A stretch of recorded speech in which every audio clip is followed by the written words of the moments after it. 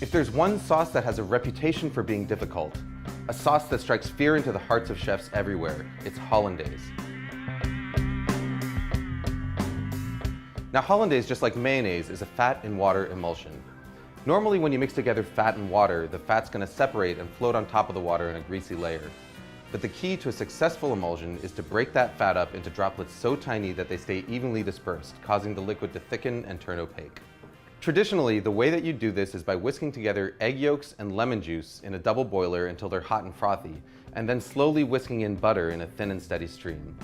As you whisk, the butter breaks into minute droplets, while the egg yolk acts as an emulsifier, helping to keep those droplets evenly dispersed and thickening the sauce.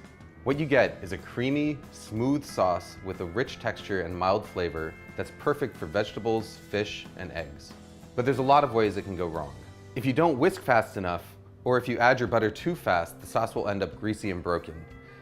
If you don't cook your eggs enough, it won't thicken properly, but if you cook them too much, you end up with broken scrambled eggs.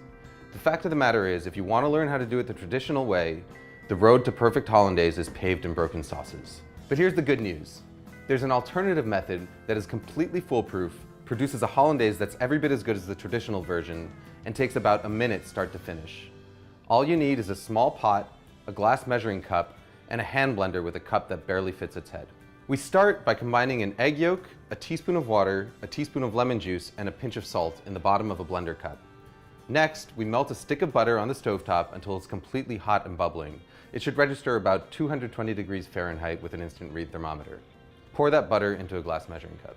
Now all we've got to do is stick the hand blender into the cup, start it running, and then slowly drizzle in our butter. As the hot butter hits the eggs, they start to cook. By the time you've added all of your butter, about 30 seconds later, the eggs are fully cooked and you've got a smooth, creamy, hot hollandaise sauce that is completely indistinguishable from one made using the traditional whisking method. Hollandaise is at its best right when you make it, but if you want to store it, your best bet is to keep it in a small, lidded pot in a warm spot somewhere near your stove. Just make sure that you use it within a couple of hours.